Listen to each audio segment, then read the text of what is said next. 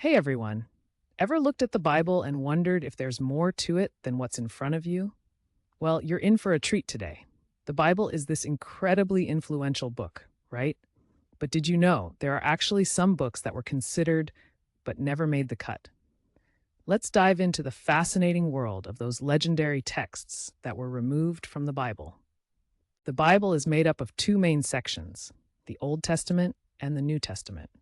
Over centuries, religious leaders came together to decide what exactly should be included in these holy writings. This wasn't just a simple, let's throw some books together situation. It took lots of discussions and debates over many years. For instance, at the councils like the Council of Nicaea and the Synod of Hippo, early church leaders hashed out the books they thought were authentic and worthy of being considered scripture.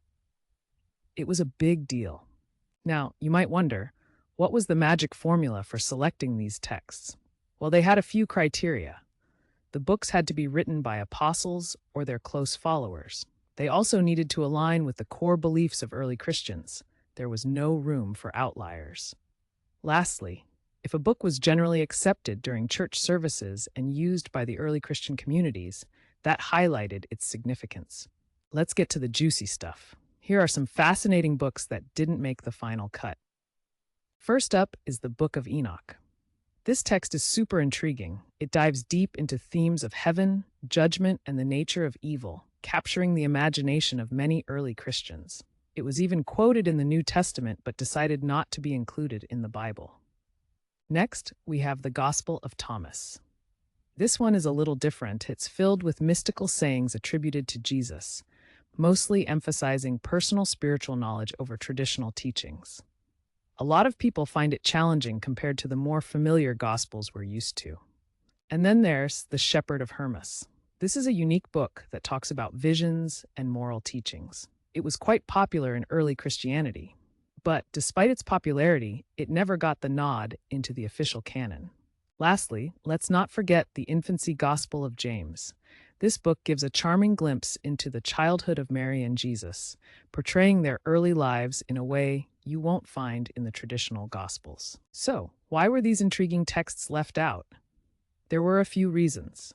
Some of them didn't fit well with the theological perspectives the early church leaders wanted to uphold. Others had political and social undertones that didn't align with the broader goals of unifying early Christianity. Remember, this was a time of significant change and consolidation in the faith.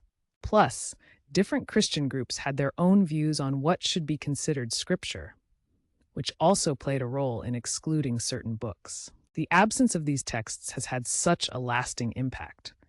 They influenced discussions in theology and spirituality for centuries. Some believers even look to these books for insights into their faith, feeling they provide a more rounded picture of early Christian thought. Interestingly, many people today are revisiting these ancient writings to see what wisdom they might hold. Considering some of these texts can open up a whole new perspective on spirituality. Fast forward to modern times, and there's been some exciting stuff happening. Ever heard of the Nag Hammadi Library? This discovery revealed a treasure trove of ancient texts, including some Gnostic Gospels that flesh out stories we've never heard before. Scholars and curious minds have been decoding these writings for fresh insights into the early church and its beliefs. These days, some communities, even though the texts are excluded from the traditional Bible, read them for inspiration or guidance. It's amazing how ideas can transcend the ages. So, to wrap it all up, these legendary texts that were removed from the Bible not only tell us a lot about early Christianity, but also spark fresh conversations about our spiritual journeys. If you've ever been curious about the lost books of the Bible, I hope you feel inspired to look into them a bit more. What do you think about these intriguing texts? Do you believe they should have been included in the Bible? Let's get the conversation going in the comments. And don't forget to hit that like button and subscribe for more engaging content about the magic of interpretation, history, and faith. Thanks for hanging. Hey everyone, ever looked at the Bible and